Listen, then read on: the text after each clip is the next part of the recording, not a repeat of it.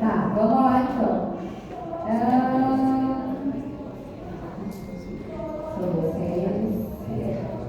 Pessoal, no colesterol também saibam os valores de colesterol total, que é menor que 200 miligramas por decilitro, o LDL, que é menor que 100 miligramas por decilitro, e o HDL tem uma diferença: mulheres mais que 40 e homens mais que 35 miligramas por decilitro, certo?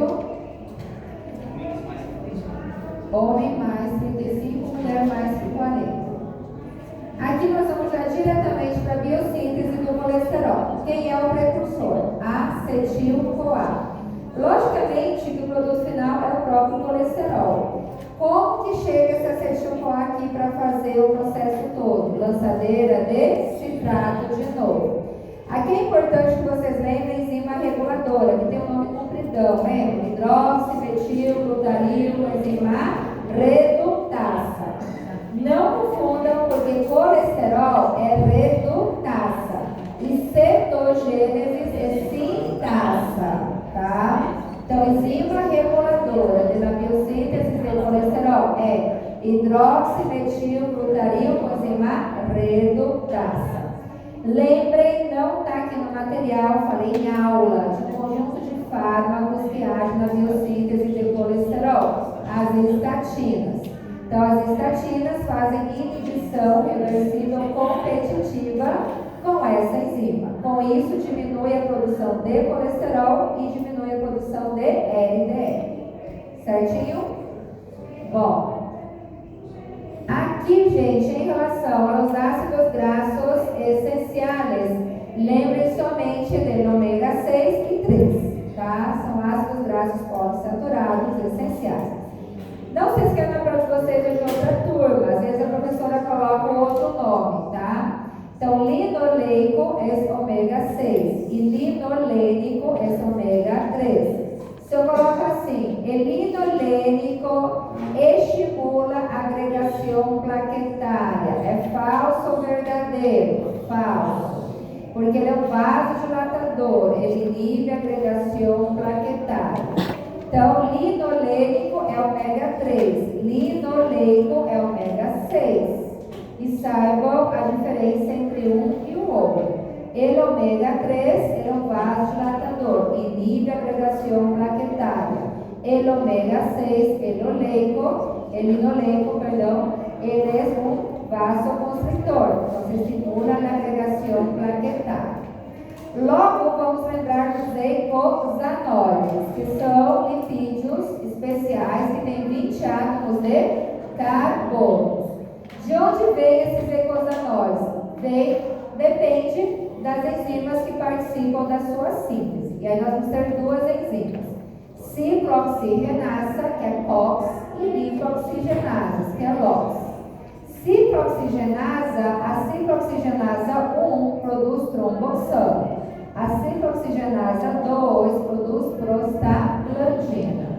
E as lipoxigenasas produzem leucotrienos e lipoxina. Olho em três desses eicosanoides: prostaglandinas, tromboxanos e leucotrienos. Por exemplo, se eu colocar ali, as prostaglandinas são sintetizadas por todas as células, a exceção dos glóbulos rojos, verdadeiro. Os tromboxanos são sintetizados em las plaquetas, verdadeiros. Leucotrienos sintetizados por los leucócitos, verdadeiro. Então, saibam a síntese de cada um deles, onde são sintetizados. Todas as células, exceção dos glóbulos rojos, prostaglandina. Plaquetas, tromboxanos. E leucócitos, leucotrienos. E saibam pelo menos duas funções de cada uma delas. Em especial da prostaglandina, que é vasodilatadora e mediadora de inflamação. Certo? E lipoxina. Porém, nós estudamos isso.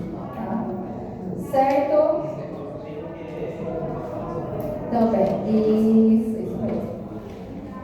Gente, e aí falta ainda a beta-oxidação dos ácidos graxos, certo?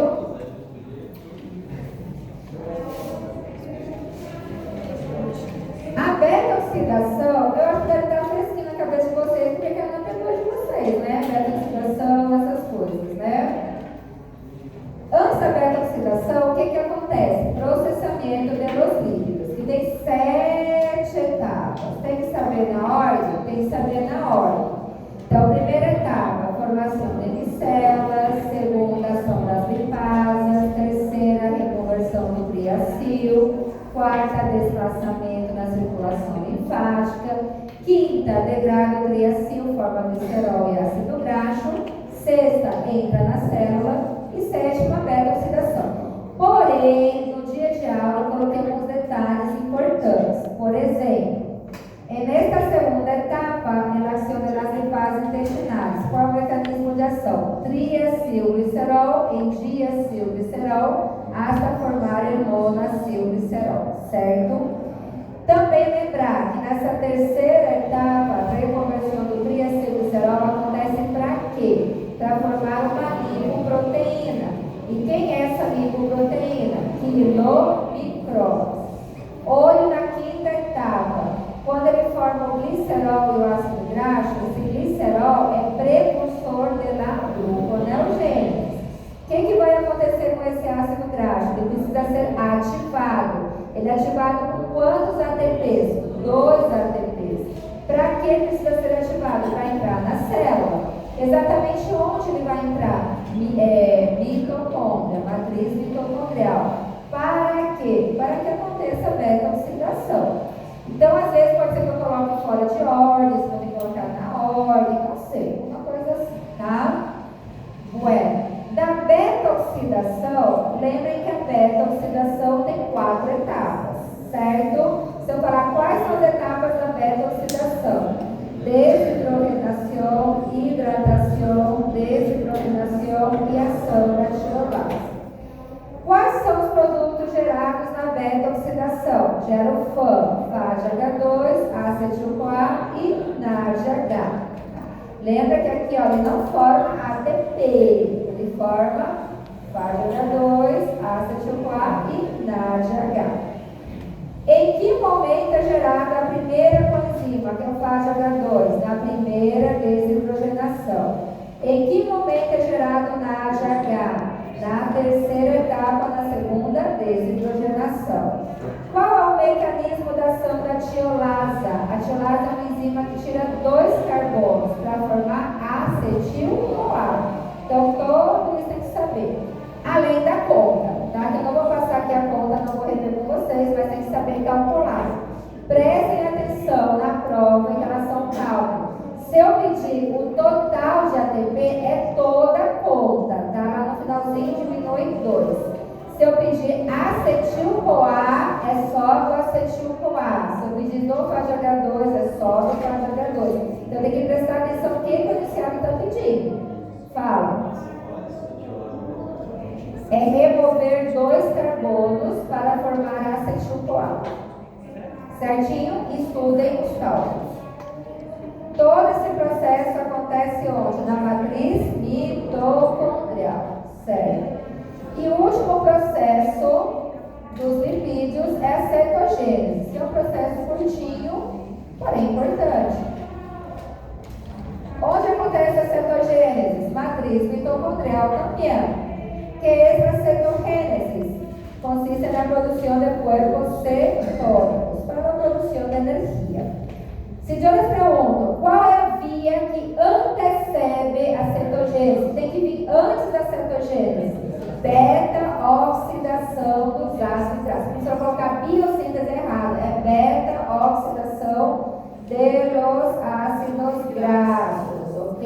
Essa via que antecede.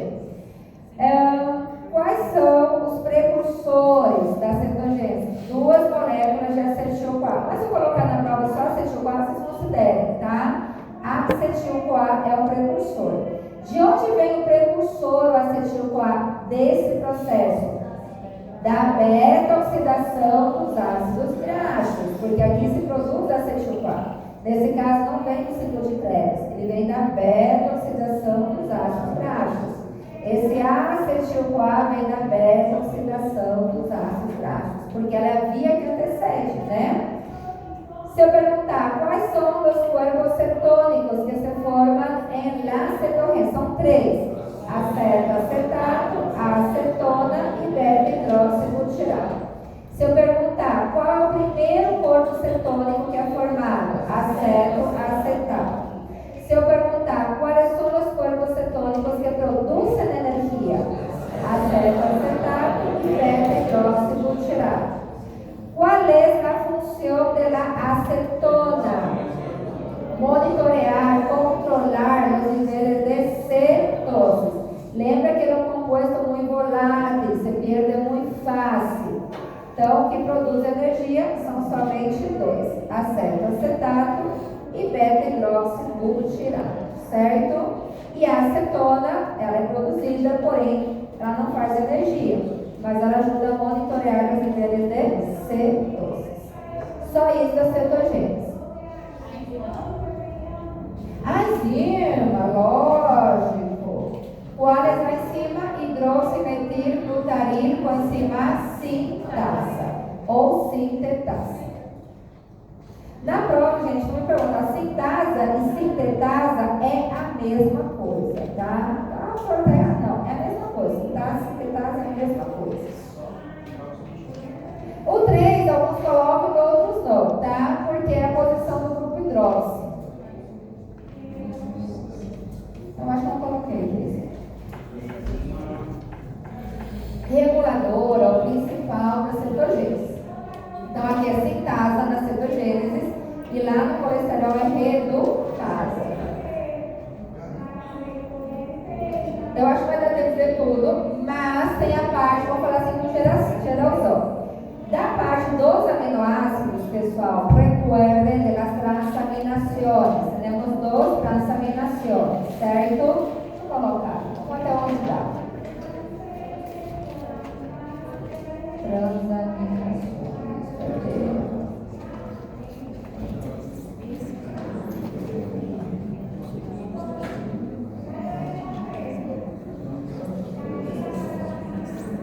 Vocês são a única turma que eu estou fazendo isso, tá? Que Deus tenha para você.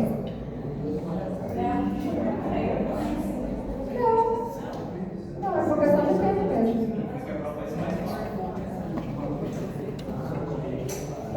É que é difícil comparar, tem como comparar, tipo, elas são maiores, elas são menores, vocês são uma turma, assim, de quantidade, eu tô falando.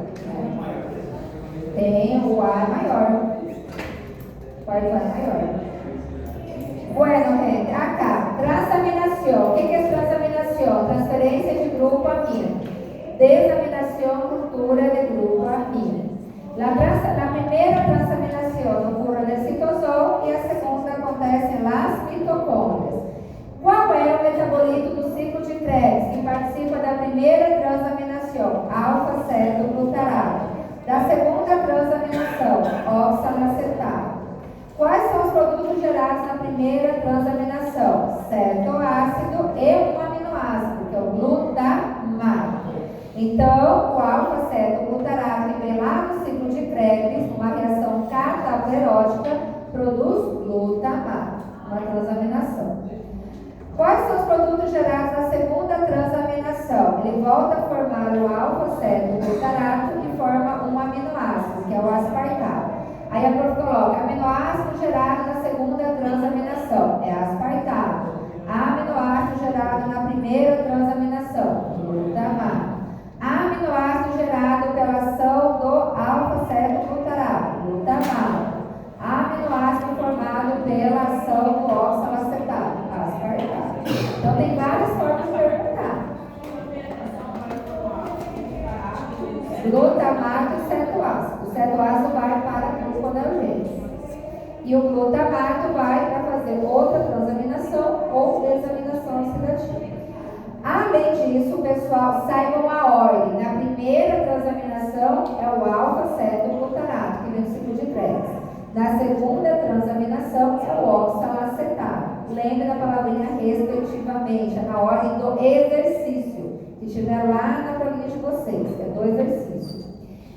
Quais são as enzimas que participam das transaminações? Transaminases. Quais são? TGO e TGP.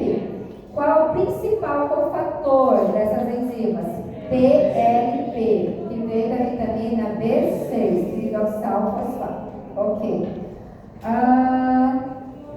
Quais todos os aminoácidos fazem transaminação? Não, tem duas exceções, lisina e treonina, mas não fazem. A desaminação oxidativa, quais são os principais produtos da desaminação? Alfa-cetoglutarato e o amônio, que é tóxico. Qual é o produto que é tóxico formado na desaminação? É o amônio, tá? Ou amoniaco também pode ser. Amônio, né? Em espanhol, amônio ou amoniaco. Transaminasas. Saibam situações de aumento de transaminasas e situação de diminuição das transaminasas. Todas elas. Da diminuição, isso aqui não. Da diminuição tem algumas situações específicas que até caiu no exame de vocês e eu acho que caiu também na P2, tá? Por exemplo, o TGO, ele é exclusivo, assim, a diminuição dela acontece em que situação? Azotemia e diálise renal. E uma diminuição do TGP em infecção urinária. E de forma geral, das duas enzimas, uma redução tanto da TGO como da TGP, embaraço e deficiência de vitamina B6, tá? Mas exclusivas são essas. Também, a dieta pobre seria no caso de uremia e uremia diminuída, de ureia. Proteína seria, né?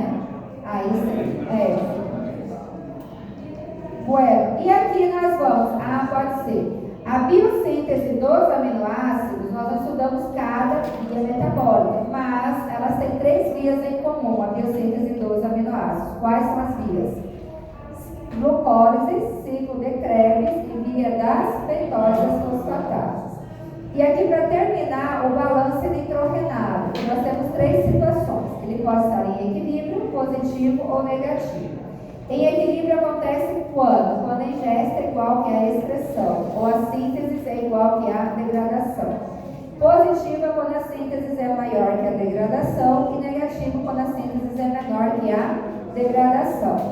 Tem que saber utilizar esses sinaizinhos, maior que e menor que, tá bom? Não está aqui, mas eu falei para vocês no dia de aula. Embaraço e recuperação, período de recuperação de doenças é positivo.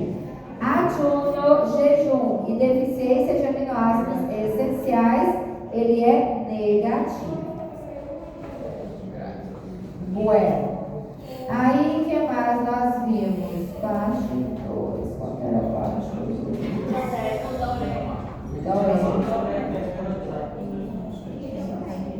Qual?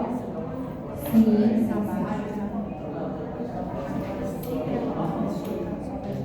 Ele é um derivado, tá? Ele é sintético. Mas ele não é. Ele é derivado, é o tempero, mas não é o glutamato da discussão, é um derivado. É um pouquinho diferente. Tem uma modificação. O excesso, sim. Gente, ciclo da ureia, sim. Ciclo da ureia. Ciclo da ureia, onde encontramos ureia na maior concentração? Urina, mas encontramos em sudores, matéria e sangue. Mas em maior concentração encontramos na urina. Saiba a classificação dos seres vivos de acordo com a estreita de compostos nitrogenados. Nós somos ureotéricos, porque estudamos na forma de ureia. Amoniotéricos, amônio e unicotéricos, ácido úrico. Em relação ao ciclo em si, ao ciclo, ele tem 5 reações. As 2 primeiras, mitocondriais, as 3 últimas, citosônica. A enzima reguladora, CPS1, tá? Carbonídeo, fosfato e tetasona. Lembra que, tá? Lá nas pirimidinas é CPS2. E lá nas pirimidinas a localização é citosol. Aqui vai ser mitocôndrias. Saibam do mecanismo da função da ornitina, da citrulina, do aspartato e da arginina. Qual o produto que faz conexão com o ciclo de Krebs? Aqui é o fumarato da quarta reação, do ciclo da ureia. Isso. Agora, se for do ciclo de Krebs, no ciclo da ureia, ao contrário, é sexta reação. E da ureia para o ciclo de Krebs é na quarta reação, porque a ureia só tem o ciclo dela, só tem a técnica. Mas lá no ciclo de Krebs, ao contrário, do ciclo de Krebs para essa, é sexta. Produtos finais do ciclo da ureia, ornitina e ureia. E aqui, sepa, aí coloco situações de ureia. O que é ureia? Ele aumento de ureia, sabe? Então, situações de ureia. Dieta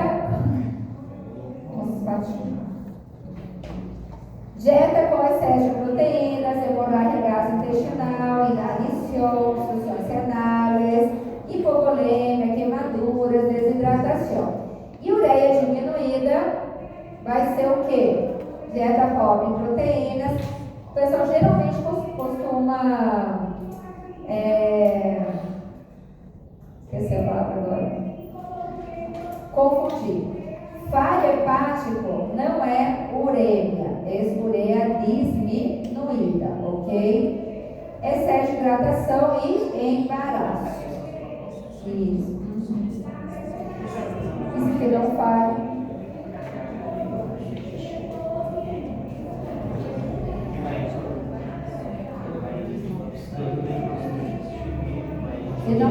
Ele não consegue eliminar adequadamente na urina.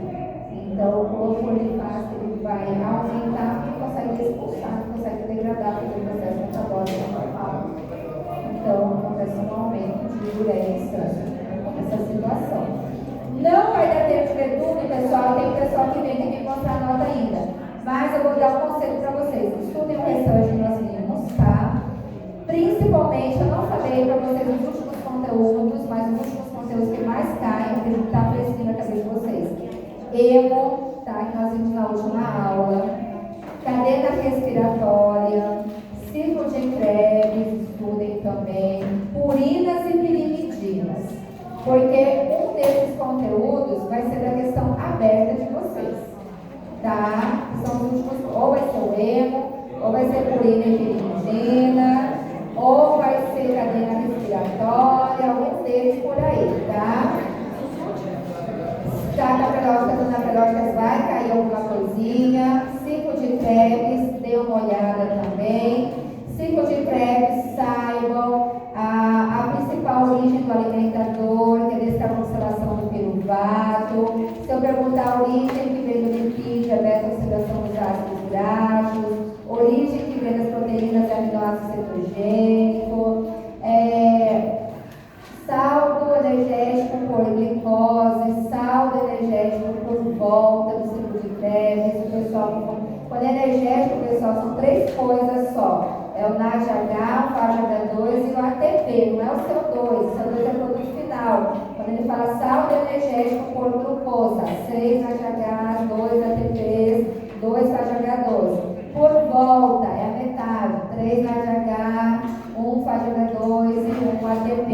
Enzimas reguladoras do ciclo de Krebs, tá? São as enzimas da terceira, da quarta e da oitava, primeira, terceira e quarta reação. Da primeira, citrato citasa, da terceira reação, isocitrato desidrogenasa, da quarta reação, alfa-cetoglutarato desidrogenasa. Saibam todas essas enzimas. Também lembrem que a gente tem o pré-ciclo de Krebs, quando o acetil-CoA vai virar piruvato. E aí nós precisamos de uma enzima, complexo enzimático, piruvato desidrogenasa. Esse complexo enzimático, para ele funcionar, precisa ser ativado, que são as coenzimas. É o FAD, não é FADH2, é o FAD que vem da vitamina B2, riboflavina. É o NAD que vem da vitamina B3, niacina. É o ácido pantotênico, vitamina B5, que vai dar origem à coenzima A. É o TPP, tiamina pirofosfato, que vem da vitamina B1. A única coenzima que não tem nada a ver com as vitaminas é o ácido lipoico, tá? Que são os ativadores da piruvato desidrogenase. Além disso, também estudem aquelas patologias relacionadas ali no ciclo de PrEP. Por exemplo, deficiência de aconitase, câncer de próstata, né? Ou deficiência da piruvato desidrogenase, miastênia, deficiência do succinil-CoA, anemia sideroblástica, sabem? Para que eles estudem também.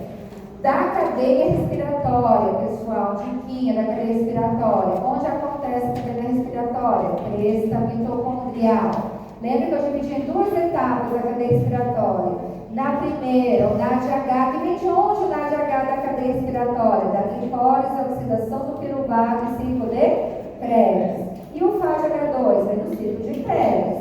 Na primeira etapa da cadeia respiratória, o NADH chega lá e entrega para quem os seus elétrons? Complexo 1. FADH2, complexo 2. Em quais complexos acontece bombeio de protones? 1, 3 e 4. O 2 não faz bombeio de protones, é a única que não faz. É importante o gradiente de concentração eletroquímica, os prótons que ficam lá. Por que é importante? Porque eles ajudam na formação de ATP, ativando a enzima ATP sintasa, para acontecer a fosforilação, essa importância dos prótons.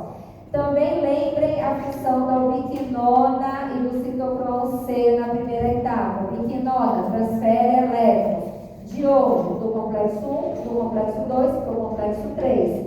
E o citocromo C? Do 3 para o 4, certo? Qual a função da ATP sintasa? Quimiosmose. O que é quimiosmose? Síntese de ATP, fosforilação de ADP, para formar ATP. Quem ativa a ATP sintase? Se eu perguntar, prótons. É só isso a resposta. Ativador da ATP sintase, está lá para completar. Prótons.